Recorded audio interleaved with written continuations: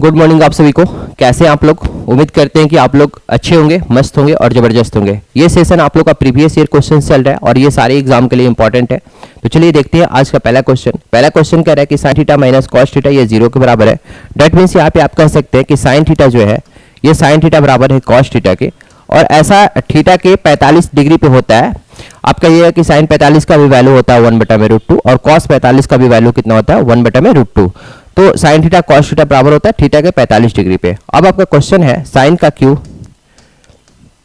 Plus 3 cos Q theta, तो आपका कितना हो जाएगा? अगर थीटा का वैल्यू 45 पुट कीजिएगा तो साइन 45 कितना हो जाएगा 1/√2, और 1/√2 का क्यू करेंगे यहाँ पे। इसके बाद 3 और cos 45 की वैल्यू कितनी होती है 1/√2 होता है, तो 1/√2 का होल क्यूब करेंगे तो आपका यहाँ पे हो जाएगा 1/√2 और यहाँ पे हो जाएगा 3/√2। तो 3 और 1 यहाँ पे कितना हो जाएगा? अगर 2√2 आप एलसीएम लेते हैं तो 1 + 3 कितना हो जाएगा 4/2√2। 2 से कटेगा और 2 अगर √2 से कटाइएगा तो आपका कितना हो जाएगा √2 आपका आंसर हो जाएगा। ऑप्शन नंबर डी इसका राइट आंसर होगा। तो चलिए अब देखते हैं नेक्स्ट क्वेश्चन पे। आपका क्वेश्चन नंबर 2। क्वेश्चन नंबर 2 कह रहा है कि 450 यात्रियों से भरी एक रेलगाड़ी ने चलना शुरू किया। तो अब हमको बताइए, और पहले स्टॉप पे उसमें से क्या होता है 1/9 यात्री नीचे उतरते हैं और 20 नए यात्री चढ़ते हैं। इसके बाद नेक्स्ट स्टॉप पे क्या होता है कि जितना यात्री रहता है उसका 1/6 यात्री नीचे उतरता है और 19 यात्री चढ़ रहा है। तो कह रहा है कि तीसरे स्टॉप पर रेलगाड़ी में कितने यात्रियों के साथ पहुंचा।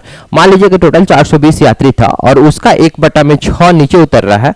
डेट मीन्स रेस्ट 1/9 यात्री नीचे उतरता है तो रेस्ट कितना बचेगा 8/9 यात्री। 1 - 1/9 कीजिएगा तो 8/9 रेस्ट बचेगा। तो देखिए इस क्वेश्चन को हम कैसे बनाते हैं। आपका टोटल यात्री कितना है 450 है और स्टॉप पे नेक्स्ट स्टॉप जो आ रहा है उस पे कितना नीचे उतर रहा है 1/9। ठीक है 1/9 उतर रहा है तो बचेगा कितना 8/9। इसको कटाइएगा तो आपका क्या हो जाएगा, इसको कटाइएगा तो 9 × 5 = 45 और 8 × 5 = 40 यानी 400 यात्री बचेगा और 400 यात्री बच रहा है और टोटल कितना चढ़ रहा है। इसके बाद 20 नए यात्री चढ़ रहा है, तो 20 नए चढ़ रहा है तो आपका कितना हो जाएगा 420 हो गया और 420 यात्री अब बचा। अब इसके बाद कह रहा है कि अगले स्टॉप पे क्या होता है 1/6 यात्री नीचे उतर रहा है, यानी 420 का 1/6 उतर रहा है तो रेस्ट कितना बचेगा 5/6 और इतना यात्री बचा और 19 नए यात्री चढ़ रहा है तो टोटल यात्रियों की संख्या कितनी हो जाएगी, इतनी हो जाएगी। अब इसको कैलकुलेट कर लीजिए, यहाँ पे कटाइएगा तो आपका कितना हो जाएगा 7 × 42। ठीक है तो ये 70, तो 7 × 5 = 35 आपका हो जाएगा 350 और प्लस 19 इसको ऐड कीजिएगा तो कितना हो जाएगा 3 × 6 = 9 369। आपका option number A right answer होगा। इसके बाद देखिए आते हैं नेक्स्ट क्वेश्चन, क्वेश्चन नंबर 3 पे। देखिए क्वेश्चन नंबर 3 कह रहा है कि 16 आदमी एक काम को 24 दिनों में पूरा कर सकता है और 24 महिला जो है उसी काम को 32 दिनों में पूरा कर सकती है। 16 पुरुष और 16 महिलाओं ने काम मिलकर 12 दिनों तक काम किया, जिसके बाद महिलाओं ने काम छोड़ दिया और 2 दिनों में शेष काम पूरा करने के लिए कितने नए पुरुषों की लगाया जाना चाहिए। तो अब देखिएगा 16 आदमी है तो 16 मैन कितना दिन में काम कर रहा है, किसी काम को 24 दिनों में पूरा कर रहा है तो 16m × 24 दिनों में काम कर रहा है। इसके बाद कह रहा है कि 24 महिला है तो 24 जो है W आपको कितना दिन में 32 दिनों में पूरा करती है। तो यहाँ पे मैन इंटू डे को मल्टीप्लाई किए, इधर भी टोटल वर्क और इधर भी टोटल वर्क, ये मेथड आप लोग को पता होगा। इसके बाद हम क्या करते हैं इफिशियंसी का रेशियो निकाल देंगे M/W का।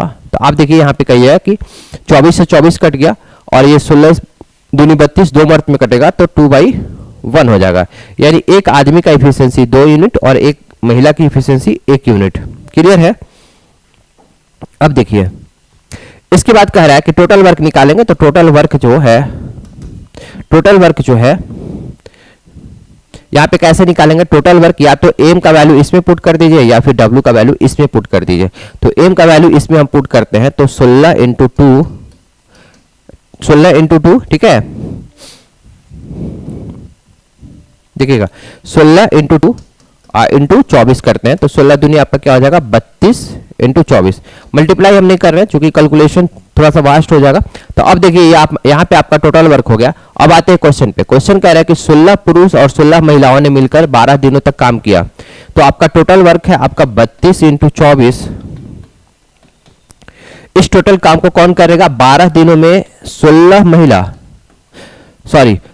आदमी और 16 महिलाओं ने मिलकर काम किया। तो 16 आदमी का इफिशियंसी कितना हो जाएगा? 16 इंटू 2, चूंकि एक आदमी का इफिशियंसी 2 है और एक महिला का इफिशियंसी कितना है? 1 है। तो 16 इंटू 2 हो गया और 16 महिला का इफिशियंसी 16 इंटू 1। ये मिलकर के 12 दिनों तक काम किया। तो 12 दिन में इतना काम किया होगा। मैन इंटू डे कर दिया इसमें। इसके बाद कह रहा है कि इसके बाद महिला जो है काम छोड़ दिया और 2 दिनों के बाद शेष कार्य पूरा करने के लिए कितने और पुरुषों की काम पर लगाया जाना चाहिए? तो पहले था 16 आदमी और मान लेते हैं कि x आदमी को और लगाया गया। तो टोटल आदमी कितना हो गया? 16 प्लस x और एक आदमी का इफिशियंसी कितना है? 2 है। तो टोटल इफिशियंसी 2 से मल्टीप्लाई कर दिए और ये सब मिलकर के कितना दिन में काम किया है? 2 दिनों में शेष काम पूरा कर रहा है। तो 2 से मल्टीप्लाई कर दिए। तो इधर भी आपका टोटल वर्क हो गया और इधर भी टोटल वर्क हो गया। अब इसके बाद हम क्या करते हैं? इसको हम काटते हैं। ठीक है, तो देखिए हम क्या करते हैं कि 4 से इधर काटते हैं। तो 4 यहाँ पे हो गया। इसको काटिएगा 4 से तो कितना होगा? 4 12, 3 मिनट में कट जाएगा यहाँ पे। और इसको काटिएगा तो 6। अब इसको मल्टीप्लाई कीजिए। 32 इंटू 6 कीजिएगा तो 6 दूनी 12 के 2 हाथ में लगा 1। ठीक है, 36 18 1 19, 192 आ गया। और इसको क्या कीजिए? कैलकुलेट करते हैं तो आपका कितना हो जाएगा? 12 इंटू कर देते हैं कितना? 16 दूनी 32 यहाँ पे हो गया और 32 प्लस 16। ठीक है बाबू, इधर भी 12 से मल्टीप्लाई किया और इधर भी 12 से मल्टीप्लाई किया है। इसको हटाते हैं यहाँ पे, ये 12 नहीं होगा। इधर मल्टीप्लाई हम कर दिए हैं, यहाँ पे हटाइए। ठीक है, तो 16 दूनी 32 प्लस 16 और इंटू 3 यहाँ बचा हुआ था। तो यहाँ पे 3 से मल्टीप्लाई कीजिए और प्लस यहाँ पे क्या करते हैं? 16 प्लस x और ये तो कट ही गया। ठीक है, अब देखिए अब मल्टीप्लाई कर देते हैं तो यहाँ पे कितना हो जाएगा? 192 हो गया और इजकल टू 32 और 16 को आप ऐड कीजिएगा तो कितना होगा? 6 2 8 और 3 1 4, 48 into 3 plus 16 plus x। Clear है? तो आपका कितना हो जाएगा? 192 इजकल टू 18 के 24 के 4 हाथ में लगा 2, 13 14 144 प्लस 16 प्लस x। तो अब यहाँ पे x का क्या कीजिएगा? x का वैल्यू निकालिएगा। 192 में से 144 और माइनस 16 कीजिएगा तो आपका आंसर आ जाएगा। ठीक है, आप इसको कैलकुलेट कर लीजिएगा, आपका आंसर आ जाएगा 32। ठीक है, ये दोनों को जोड़ करके 192 में से घटाइएगा तो 32 आपका आंसर हो जाएगा। ऑप्शन नंबर ए इसका राइट आंसर है। देखिए इसके बाद आता है नेक्स्ट क्वेश्चन, क्वेश्चन नंबर 4 पे।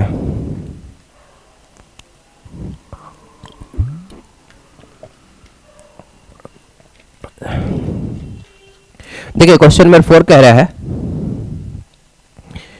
एसीएफ निकालने के लिए बोल रहा है। 2 के पावर 4 है, 2 के पावर 4 इंटू 3 के पावर 4 इंटू 5 के पावर 3 इंटू 7 के पावर 2 है। और आपका क्या है?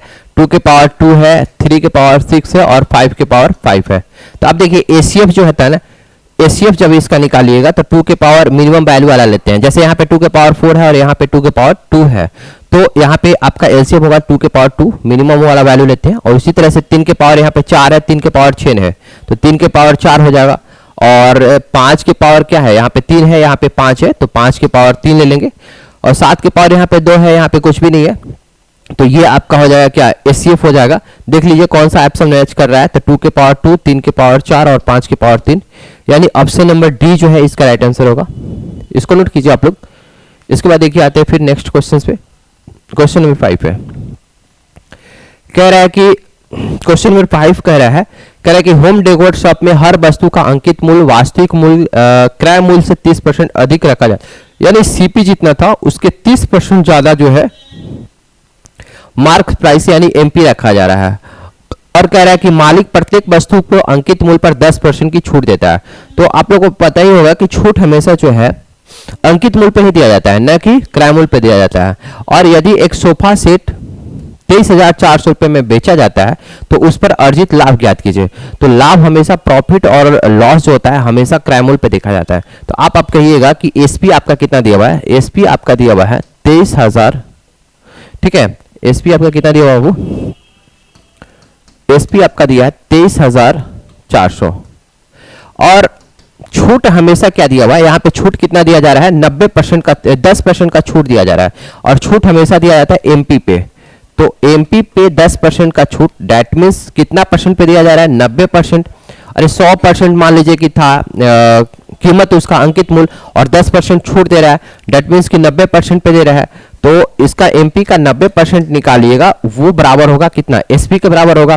तो एसपी दिया हुआ है कितना, 23,400। तो यहां से आप एमपी मार्क्स प्राइस निकाल लीजिए, कितना एमपी आपका हो जाएगा 23,400। देखिए आपको सिंपल वे में समझाते, क्रॉस मल्टीप्लिकेशन कर दीजिए और यहाँ पे 90 से डिवाइड कर दीजिए। तो अब देखिए इसको कटाइएगा तो 0 से 0 कट जाएगा, ठीक है। 9 से कटाइएगा तो 9 दूनी 18, ठीक है। यहाँ पे 5, 9 छक 54, ठीक है। और देखिए शून्य कितना हो जाएगा, 2 0 यहाँ पे, 1 0 यहाँ पे, यानी डेट मीन्स एमपी आपका हो गया मार्क्स प्राइस कितना, 26,000। अब देखिए क्वेश्चन में कह रहा है कि वास्तविक क्रय मूल्य से 30% अधिक रखा जाता है, यानी ये जो प्राइस रखा गया है अंकित मूल्य है, ये क्रय मूल्य से यानी सीपी से 30% अधिक। 30% अधिक का मतलब सीपी का 130% रखा गया है। 100 मान लीजिए कि क्रय मूल्य था तो उसका 30% इंक्रीज करके यानी सीपी के 130% रखा गया है। तो ये बराबर है कितना, 26,000 के, ठीक है। तो यहाँ पे देखिए 0 से 0 कट जाइए, यहाँ पे 13 दूनी 26, ठीक है, यानी कि 2000 हो गया। और क्रॉस मल्टीप्लिकेशन कीजिएगा तो सीपी बराबर कितना हो जाएगा, 20,000 आपका हो गया। क्वेश्चन में पूछ रहा है कि अर्जित लाभ कितना होगा, तो लाभ बराबर क्या होता है, एसपी माइनस सीपी। एसपी आपका कितना दिया हुआ है, 23,400 दिया हुआ है और 400 दिया हुआ है, ठीक है। 1 0 यहाँ पे हटाइए, कितना 400 हो जाएगा और आपका सीपी कितना आ गया, 20,000 आ गया, ठीक है। तो आपका लाभ कितना हो जाएगा, 3,400। That means option number A इसका राइट आंसर होगा, इसको नोट कीजिए आप लोग। फिर इसके बाद आते हैं नेक्स्ट क्वेश्चन, क्वेश्चन नंबर 6 पे। देखिए क्वेश्चन नंबर 6 कह रहा है कि यदि कोई धनराशि साधारण ब्याज की 5% वार्षिक दर पर 2 वर्षों के लिए 26,400 रुपया हो जाती है तो धनराशि ज्ञात कीजिए। हमको एक चीज बताइए, ये साधारण ब्याज का क्वेश्चन है यानी सिंपल इंटरेस्ट का क्वेश्चन है।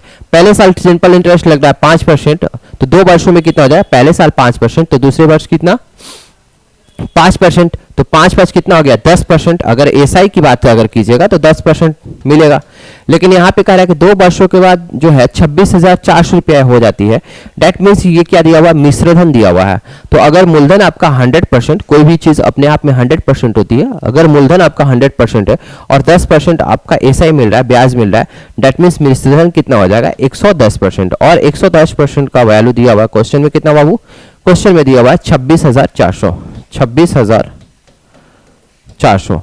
तो यहाँ पे क्या है कि धनराशि ज्ञात कीजिए, दैट मीन्स 100% का वैल्यू पूछ रहा है। तो आप यहाँ से निकाल पाइएगा, 26,400 को डिवाइड कीजिएगा सबसे पहले कितना 110 से और 100 से मल्टीप्लाई कीजिए। क्लियर है,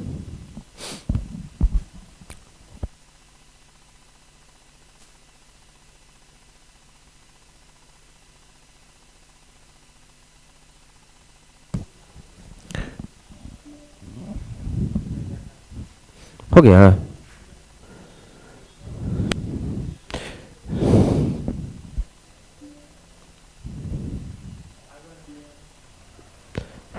क्या करें, हाँ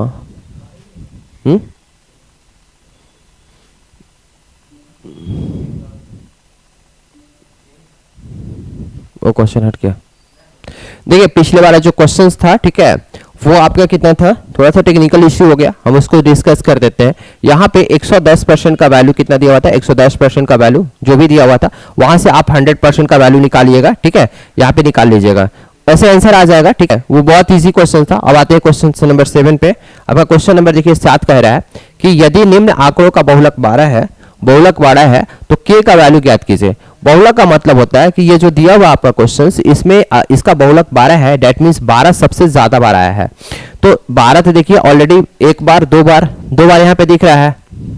अच्छा और अगर देखिएगा 15 भी, तो 15 भी एक बार और दो बार आया है। डेट मीन्स 12 जो है 2 से ज़्यादा यानी 3 बार होना चाहिए। तो उसके लिए k का वैल्यू क्या होना चाहिए, k का वैल्यू 12 रखिएगा, तो आपका बहुलक कितना हो जाएगा इस टर्म का, आपका 12 हो जाएगा। तो आपका आंसर कौन सा हो जाएगा, ऑप्शन नंबर बी इसका राइट आंसर होगा।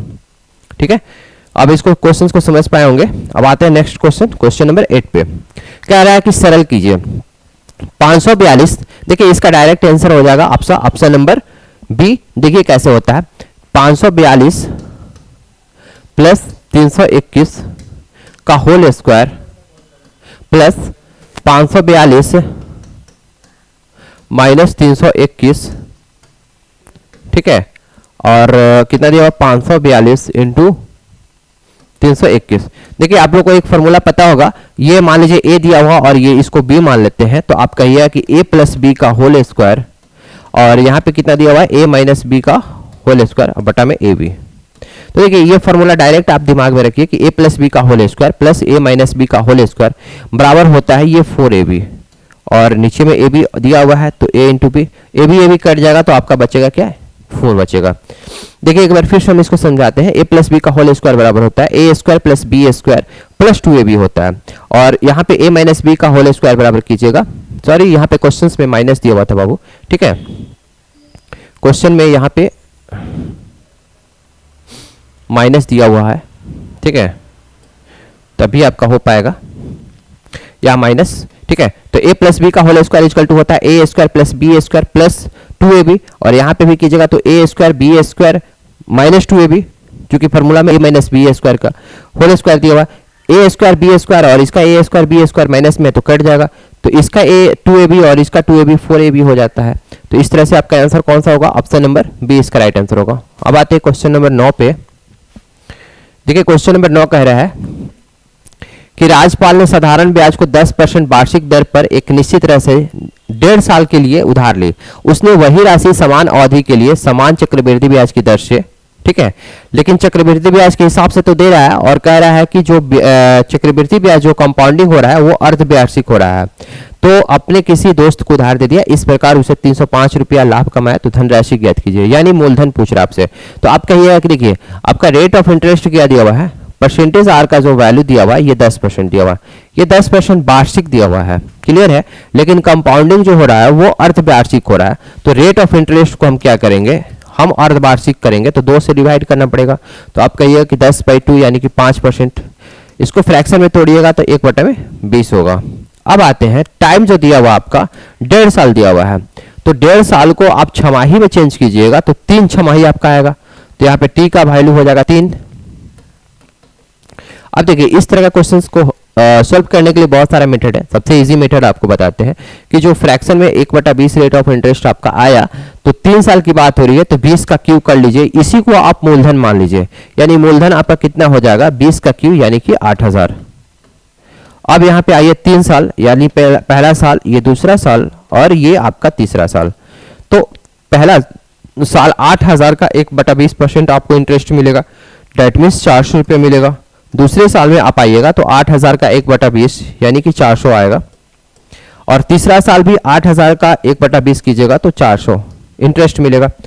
पहले साल का तो एसआई और सीआई जो होता है, साधारण ब्याज और चक्रवृद्धि ब्याज, वो बराबर होता है, यानी 8000 का 5% निकालिएगा तो 400 रुपये आपको मिला। दूसरे साल की बात कीजिएगा ब्याज का, तो इसका 1/20% तो मिलेगा ही, मतलब इसका 5% तो मिलेगा ही, साथ में पहले वाले इंटरेस्ट का भी इंटरेस्ट मिलेगा, डेट मीन्स इसका 1/20 निकालिएगा तो आपका आ जाएगा 20। तीसरे साल का निकालिएगा तो इसका 1/20 मिला 400, इसका भी मिलेगा, इसका भी मिलेगा और इसका भी इंटरेस्ट मिलेगा, तो इसका इंटरेस्ट निकालिएगा तो आपका आएगा 20, इसका निकालिएगा तो 20, और 20 का 5% निकालिएगा तो 1 आएगा। अब देखिए क्वेश्चन में कह रहा है कि दोनों का उसको कितना का फायदा हो रहा है, 305 रुपये का। साधारण ब्याज देखिए 400 400 400 यानी 1200 रुपया, तो डिफरेंस कितना है 20 20 40 20 60 और 1 61। 61 का वैल्यू क्वेश्चन में दिया हुआ कितना बाबू 305, तो यहाँ से 1 का वैल्यू कितना हो जाएगा, 61 से डिवाइड कीजिएगा तो 5 आएगा आपका, ठीक है। तो क्वेश्चन में पूछ रहा है कि धन राशि क्या होगी, तो धन राशि आपका कितना है 8000, तो 8000 का वैल्यू कितना हो जाएगा 8000 इंटू 5, तो 8 × 5 = 40 दैट मीन्स 40,000 आपका आंसर हो जाएगा। ऑप्शन नंबर डी इसका राइट आंसर होगा, इसको नोट कीजिए आप लोग। इसके बाद आते हैं नेक्स्ट क्वेश्चन पे। बहुत अच्छा क्वेश्चन था बाबू, सारे क्वेश्चन जो है प्रीवियस ईयर। देखिए क्वेश्चन नंबर 10 पे आते हैं। क्वेश्चन नंबर 10 कह रहा है कि एक 1.5 केजी के केक को 10 लड़कों के बीच बराबर बराबर बांटा जाता है, तो प्रत्येक लड़कों का हिस्सा कितना केक मिलेगा। देखिए ये आरआरबी एनटीपीसी का पूछा हुआ क्वेश्चन और मेंस का क्वेश्चन पूछा हुआ है। तो आपका देखिए 1.5 केजी है, तो केजी को आप ग्राम में चेंज कीजिएगा, तो 1000 से मल्टीप्लाई कर दीजिएगा। दैट मीन्स कितना हो जाएगा, ठीक है 1500 ग्राम। और 1500 ग्राम को कितना बच्चों में डिवाइड करना है बाबू, 10 बच्चों में, तो 10 से डिवाइड कर दीजिए, तो आपका आंसर हो जाएगा 850 ग्राम। ऑप्शन नंबर सी इसका राइट आंसर होगा। बहुत इजी क्वेश्चन है। क्वेश्चन नंबर 11 पे आते हैं। देखिए क्वेश्चन नंबर 11 कह रहा है कि रेखा एबीसीडी एक अस्पर्श रेखा है। रेखा एबीसी ये जो रेखा है एक स्पर्श रेखा है, जहां पे बी पॉइंट्स पे वृत्त को स्पर्श करता है। और कह रहा है कि यदि PQ जो है पैरेलल है किसके, AC के, ठीक है, इस लाइन के पैरेलल है, तथा QBC जो है QBC ये जो एंगल है ये 70 डिग्री दिया हुआ है। तो कह रहा है कि PBQ का वैल्यू पूछ रहा है कि क्या होगा। अब आप देखिएगा कि ये स्पर्श रेखा है ABC और यहाँ पे एंगल 70 डिग्री बना हुआ है, तो ये एंगल भी 70 डिग्री होगा। आप लोग को पता है कि ये एकांतर के बराबर होता है। ये स्पर्श रेखा पर ये जो जीवा है जितना एंगल बनाएगा, इस जीवा द्वारा वृत्त के किसी पॉइंट्स पे, ठीक है, सेम एंगल बनाता है। दैट मीन्स ये 70 है तो ये भी 70 होगा। आपको इस एंगल का मान पूछ रहा है। अब आप देखिएगा कि ये आपका 70 हो गया, ठीक है। अब देखिए दो अगर पैरेलल लाइन दिया हुआ है, अगर दो पैरेलल लाइन होगा और ये तिर्यक छेदी रेखा काट रहा है, ठीक है, तो ये अंतःकोणों का जो योग होता है 180 के बराबर होता है, ठीक है। यानी कि दैट मीन्स अगर ये 70 डिग्री दिया हुआ है तो ये एंगल आपका हो जाएगा 180 माइनस 70। दैट मीन्स कितना बाबू, 180 माइनस 70 कीजिएगा तो 180 माइनस 70 कीजिएगा, दैट मीन्स 110 हो जाएगा। हम कहना ये चाह रहे हैं कि ये लाइन और ये लाइन अगर पैरेलल है और ये तिर्यक छेदी रेखा काट रही है, तो अगर ये 70 है तो ये टोटल एंगल कितना हो जाएगा, 180 माइनस 70, दैट मीन्स 110 हो जाएगा। यहाँ से लेके यहाँ तक जो एंगल होगा 110 होगा। और इसमें से ये 70 दिया हुआ है, इसमें से ये कितना दिया हुआ है, 70 दिया हुआ है, तो ये एंगल आप क्या कीजिएगा, 110 में से आप 70 घटा दीजिए, तो कितना हो जाएगा, 40 डिग्री आंसर हो जाएगा। ऑप्शन नंबर बी इसका राइट आंसर होगा। इसको नोट कीजिए आप लोग। इसके बाद ये आते हैं क्वेश्चन नंबर 12 पे। क्वेश्चन नंबर 12 आपका देखिए क्या है, कह रहा है कि एक पुल में 9 नल है, 3 नल है, और पुल को भरने में पहले नल को 4 दिन लगता है, दूसरे नल को 2 दिन लगता है और तीसरे को 12 घंटा लगता है। तो नलों का उपयोग करके पुल को भरने में कितना समय लगेगा, मतलब तीनों नल को उपयोग कीजिएगा तो कितना टाइम लगेगा। तो देखिए यहाँ पे तो 12 घंटा में दिया हुआ और ये दिया हुआ किसमें, ये दिया हुआ दिन में, ठीक है। तो सबको हम दिन ही में चेंज कर लेते हैं। ये 4 दिन है तो 24 चौके 96, यानी पहला जो नल है 96 घंटा लगा रहा है और दूसरा जो नल है 2 दिन लगा रहा है, डेट मीन्स 24 दूनी 48 घंटा लगा रहा है, और तीसरा जो नल है ये कितना 12 घंटा लगा रहा है। क्लियर है। तो तीनों का हम एलसीएम लेंगे, तीनों का एलसीएम, टोटल कैपेसिटी आपका कितना हो जाएगा, 96 का, 48 का और 12 का आप एलसीएम निकालोगे तो आपका 96 आ जाएगा। डेट मीन्स टोटल कैपेसिटी हम मान लेते हैं 96 यूनिट। यानी कि ए जो है क्षमता कितना हो जाएगा, 1 यूनिट। बी का 48 दूनी 96, ठीक है, 96 बार में 48 कीजिएगा तो 2, और 12 8 96। सी का कैपेसिटी इफिशियंसी कितना हो जाएगा, 8। हमने कैसे निकाला, क्षमता कैसे निकालते हैं, टोटल कैपेसिटी को डिवाइड करते हैं टाइम से। तो ए का क्षमता आ गया 1 यूनिट, बी का क्षमता आ गया 2 और सी का क्षमता आ गया कितना, 8 यूनिट आ गया। तो कह रहा है कि पुल को भरने में कितना टाइमिंग लगेगा। तो टाइम निकालने के लिए हम क्या करते हैं, टाइम निकालने के लिए आप कहोगे कि टोटल कैपेसिटी को डिवाइड करते हैं इफिशियंसी से। तो आपका टोटल कैपेसिटी कितना है, 96 है, और इफिशियंसी कितना है, 8 और 2 10 और 1 11, यानी 96 बटा में 11 घंटा इसको टाइम लगेगा। इसको फ्रैक्शन में चेंज कीजिएगा तो कितना हो जाएगा, 8 से ही 8 बटा में 11 घंटा। आपका ऑप्शन नंबर कौन सा हो जाएगा, ऑप्शन नंबर डी इसका आंसर होगा। इसको नोट कीजिएगा आप लोग। क्वेश्चन नंबर 12 को देखिए। इसके बाद आते हैं नेक्स्ट क्वेश्चन, क्वेश्चन नंबर 13 पे। आपका क्वेश्चन नंबर 13 कह रहा है कि दो अंकीय संख्या के अंकों का योग 9 है। अंकों का योग कितना है? 9 है। और यदि अंकों के क्रम में पलट दिया जाए तो नई संख्या में 9 जोड़ा जाए तो नई संख्या मूल्य संख्या के तिगुना के बराबर हो जाती है। जब भी नंबर सिस्टम का क्वेश्चन है, ठीक है, इसको आप डिटेल में भी बना सकते हो, लेकिन सबसे इजी मेथड होता है ना कि आप ऑप्शन से ही चेक कीजिए। तो कह रहा है कि देखिए, अगर संख्या के अंकों को उलट फेर कर दिया जाता है, मतलब उलट दिया जाता है और उसके बाद 9 जोड़ा जाता है तो मूल्य संख्या के तिगुना के बराबर हो जाता है। तो जब भी आप लोगों को तो पता है कि 72 नहीं होगा, क्योंकि कभी भी हम छोटा संख्या लेंगे तभी तो हम उल्टा करेंगे अगर अंकों को, तो आपका बड़ा डिजिट बनेगा। डेट मीन्स हम सबसे छोटा अंक 27 लेते हैं, तो 27 का आप अंक को उलट कीजिएगा, ठीक है, तो 72 आएगा। और 72 में आप अगर 9 जोड़िएगा, 1 मिनट, सबसे पहले तो आप देखिए कि अंकों का योग कितना है? 9 है। तो देखिएगा तो अंकों का योग कितना? 2 और 7 कितना? 9 आ रहा है। तो डेट मीन्स मान लीजिए 27 लेते हैं, अगर अंकों का अदला बदला कीजिएगा तो 72 हो जाएगा, और 72 में आप 9 जोड़िएगा तो आपका 81 होगा। और आप देखिए कि 21 का तिगुना है, डेट मीन्स है 27 या 81, तो ये आपका आंसर हो जाएगा। ऑप्शन नंबर बी इसका राइट आंसर होगा, नोट कीजिएगा। इसके बाद आते हैं क्वेश्चन नंबर 14 पे। आपका क्वेश्चन नंबर जो है 14 का है कि भूमि पर किसी मीनार के पाद बिंदु से 18 मीटर और 32 मीटर की दूरी पर स्थित बिंदु से मीनार के शीर्ष का उन्नयन कोण कितना है? पूरक है। उन्नयन कोण पूरक का मतलब पूरक एक और एक होता है समपूरक। पूरक वैसे दो एंगल को बोलते हैं। पूरक और जब भी समपूरक की बात होगी तो दो एंगल की बात होगी। वैसे दो एंगल की को पूरक कोण बोलते हैं जिसका सम जो है 90 के बराबर होता है। तो डेट मीन्स क्वेश्चन में कह रहा है कि मीनार की ऊंचाई, तो इसका फॉर्मूला होता है मीनार की ऊंचाई कैसे निकालेंगे? h equal to root over d1 into d2, ठीक है, that means d1 into d2। तो आपका कितना हो जाएगा? 18 इंटू 32। 18 इंटू 32 का रूट नहीं जानते तो आपकी 18 को लिखिए 9 इंटू 2 और 32 को 16 इंटू 2। अब इजी हो गया। 9 का रूट कितना हो जाएगा? 3, और 2 इंटू 2 को एक 2 बाहर निकाल लीजिए, और 16 का रूट कितना हो जाएगा? 4। तो 3 दूनी 6, 6 चौके 24 मीटर आपका आंसर होगा। ऑप्शन नंबर बी इसका राइट आंसर होगा। देखिए, अगर मेथड की बात कीजिएगा तो मेथड देखिए इसका क्या होता है। डायरेक्ट आप याद रखिएगा कि मीनार का ऊंचाई निकालने के लिए क्या करें? Root over d1 into dt होता है। ऐसे तो हम बता दिए कि ट्रिक से आपका 24 मीटर आएगा, लेकिन देखिए इसका मेथड की बात कीजिएगा तो मीनार मान लीजिए ये है, और मीनार का ऊंचाई कितना दिया हुआ है? निकालना है आपको, एच का वैल्यू आपको निकालना है। एक पॉइंट्स यहाँ पे है और एक पॉइंट्स मान लीजिए यहाँ पे है, ठीक है। तो यहाँ से लेके यहाँ तक आपका डिस्टेंस कितना दिया हुआ है?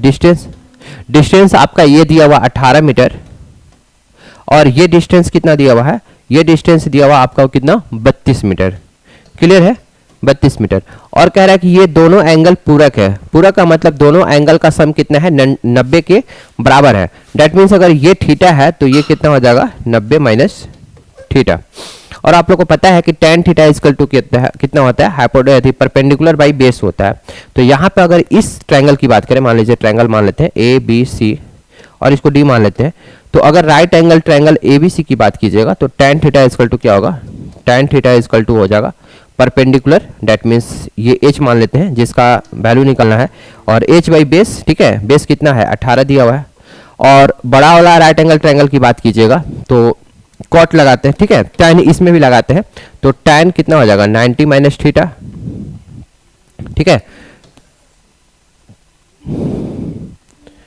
तो tan 90 minus theta equal to क्या होगा? परपेंडिकुलर यानी h, और बेस कितना दिया हुआ है? 32 दिया हुआ है। और आप लोग को पता है कि tan 90 माइनस थीटा क्या होता है? cot थीटा होता है। तो cot थीटा इक्वल टू क्या होगा? cot theta equal to h by 32। Clear है? अब देखिए इस इक्वेशन को और इस इक्वेशन को आप मल्टीप्लाई कीजिएगा तो tan इंटू कॉट क्या होता है? 1 हो जाता है। 1 इक्वल टू क्या हो जाएगा? मल्टीप्लाई कीजिएगा तो h बाई 18 इधर दिया हुआ है, और इधर कितना दिया हुआ है? h by 32। तो यहाँ पे देखिए क्रॉस कीजिएगा, क्रॉस मल्टीप्लीकेशन, तो कितना हो जाएगा? h स्क्वायर इक्वल टू कितना दिया हुआ है? 18 इंटू 32। तो क्या हुआ है? वही चीज जो मैंने आपको स्टार्टिंग में फॉर्मूला बताया था, h इक्वल टू क्या कीजिएगा? रूट ओवर कितना हो जाएगा? 18 इंटू 32, और इसका वैल्यू कितना आ जाएगा? 24 आ जाएगा। ऑप्शन नंबर वी इसका राइट आंसर होगा। डायरेक्ट भी मैंने आपको बताया कि जब भी मीनार की ऊंचाई निकालना होगा तो root over d1 into d2 यहाँ पे कीजिएगा तो वैल्यू आप वहां से निकाल पाइएगा। देखिए इसके बाद आते हैं नेक्स्ट क्वेश्चन, क्वेश्चन नंबर 15 पे। कह रहा है कि एक गोलाकार गुब्बारे में और अधिक हवा भरने पर उसकी त्रिज्या 5 सेंटीमीटर से बढ़कर 10 सेंटीमीटर हो जाती है। तो मूल्य गुब्बारे और फुलाए गए गुब्बारे के पृष्ठीय क्षेत्रफल का अनुपात क्या होगा? क्लियर है? तो कह रहा है कि एक गुब्बारा है और गुब्बारा का क्या दिया हुआ है? रेडियस दिया हुआ है 5 सेंटीमीटर से बढ़ के कितना हो जा रहा है?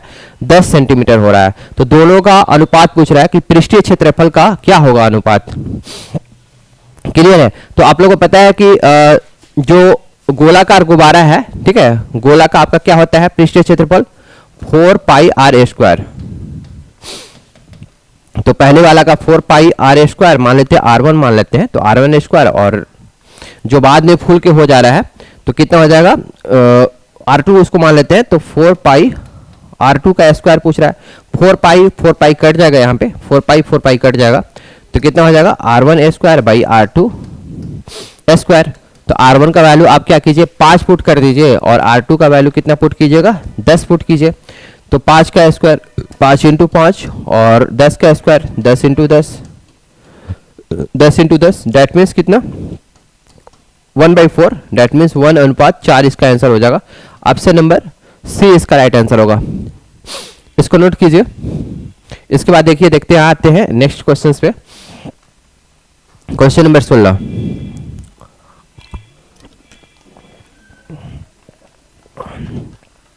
देखिए आपका क्वेश्चन नंबर 16 जो है, ये भी एनटीपीसी का पूछा हुआ क्वेश्चन है। कह रहा है कि 48,000 रुपया की राशि को दो भाइयों अनिल और आदित्य में 11:13 के अनुपात में बांटा जाता है। 11 और 13 के अनुपात में बांटा जाता है। तो आदित्य का हिस्सा ज्ञात कीजिए। ये आरआरबी एनटीपीसी का मेंस का पूछा हुआ क्वेश्चन है। देखिए, तो आप कहिएगा कि यहाँ पे अनिल और आदित्य को 11:13 के अनुपात में बांटा जाता है। ठीक है, तो टोटल कितना हो गया आपका? 24, और 24 यूनिट का वैल्यू क्वेश्चन में कितना दिया हुआ? 48,000। तो एक यूनिट का वैल्यू कितना हो जाएगा? 2000।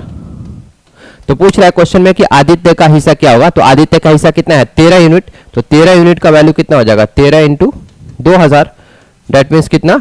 26,000 इसका आंसर होगा। ऑप्शन नंबर सी इसका राइट आंसर होगा।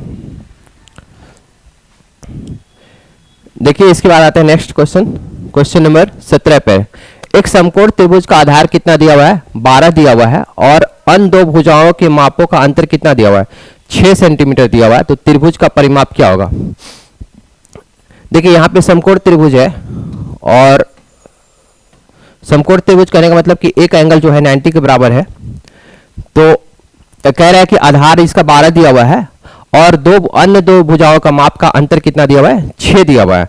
डेट मीन्स ये परपेंडिकुलर और हाइपोटेनस, समकोण त्रिभुज में सबसे भुजा जो होती है हाइपोटेनस होती है। तो ये मान लेते हैं कि ये आपका बेस दिया हुआ है, और ये perpendicular, that means hypotenuse minus perpendicular कितना दिया हुआ है? 6 दिया हुआ है।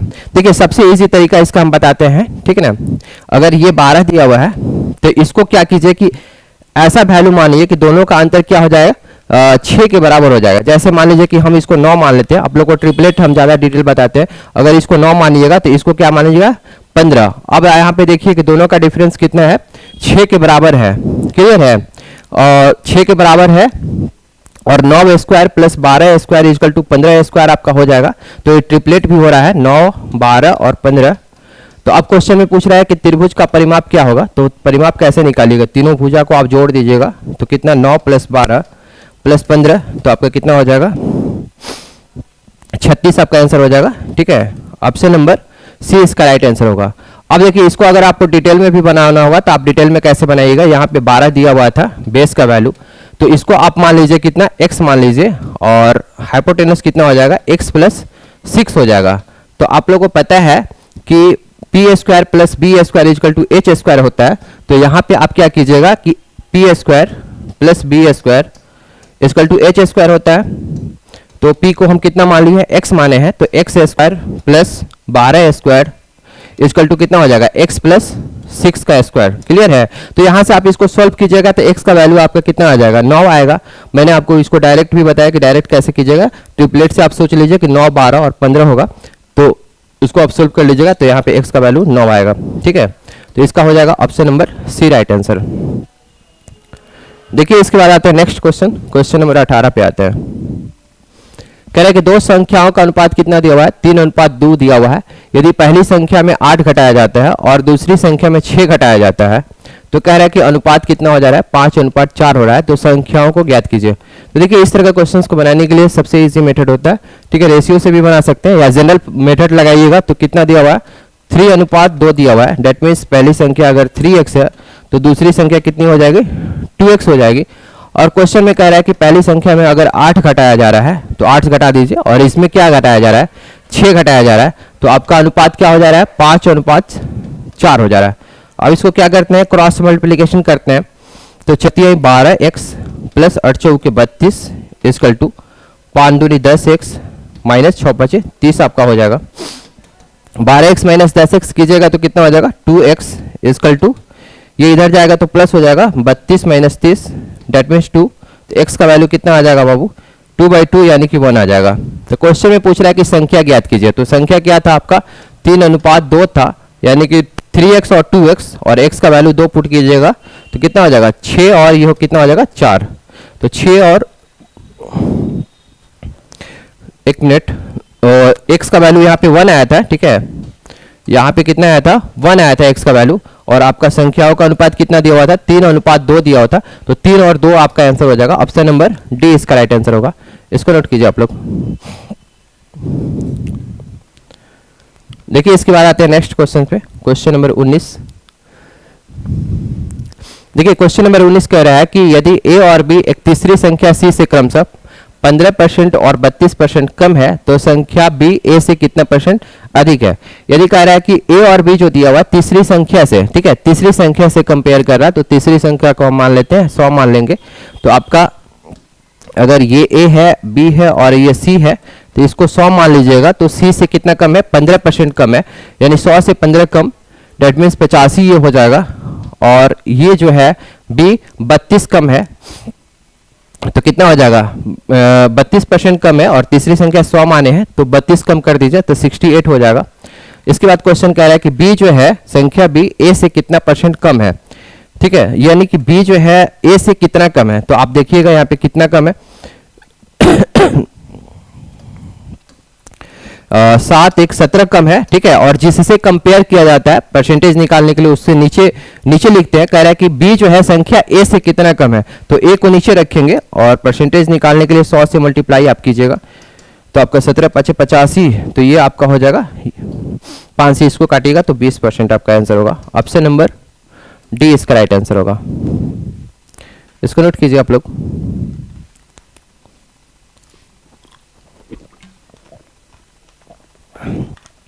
देखिए आते हैं इसके बाद लास्ट क्वेश्चंस पे, क्वेश्चन नंबर 20 पे। कह रहा है कि एक वस्तु को 1785 रुपये में बेचने पर विक्रेता को 15% की हानि होती है। यदि 15% का लाभ प्राप्त करने के लिए उस वस्तु को किस मूल्य पर बेचा जाना चाहिए। तो आपका सेलिंग प्राइस कितना दिया हुआ है, 1785 दिया हुआ है, और कह रहा है कि 15% की हानि होती है।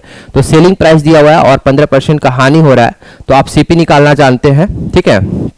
आपका एसपी कितना दिया हुआ है, 1785 रुपया, क्लियर है। तो आप यहां से आप सीपी निकाल लीजिएगा। तो क्या होता है, एसपी इंटू 100 और बटा में कितना, 15% की हानि हो रही है, यानी कि 100 माइनस 15 कर देंगे, ठीक है। तो आप यहाँ पे सिर्फ डिटेल में बता रहे हैं आप लोग को समझाने के लिए। 1785 है इंटू 100 और 15 इसमें घटाइएगा तो 85 आपका आएगा।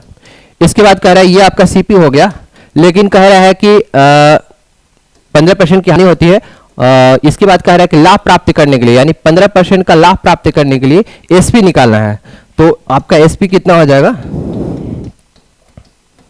ये आपका सीपी था और 15% लाभ प्राप्त करने के लिए यानी 115 पे बेचा जा रहा है, तो इसका 115% निकाल लीजिए। आप इसको कैलकुलेट कर लीजिएगा। 0 से 0 कट गया, इसको कटाइएगा तो 17 5 85 और इसको कटाइएगा तो कितना हो जाएगा, 5 से कटाइएगा तो 5 दूनी 10 25 15 23 मिनट में कट जाएगा। तो आपका आंसर हो जाएगा कितना, इसको आप मल्टीप्लाई कीजिएगा, ठीक है। तो आपका option number A right answer आएगा 2415। इसको कैलकुलेट कर लीजिए आप लोग। ऑप्शन नंबर ए इसका राइट आंसर होगा। तो चलिए इसी के साथ आज का क्वेश्चन सेशन समाप्त करते हैं, फिर मिलते हैं आप लोग से अगले क्लास में।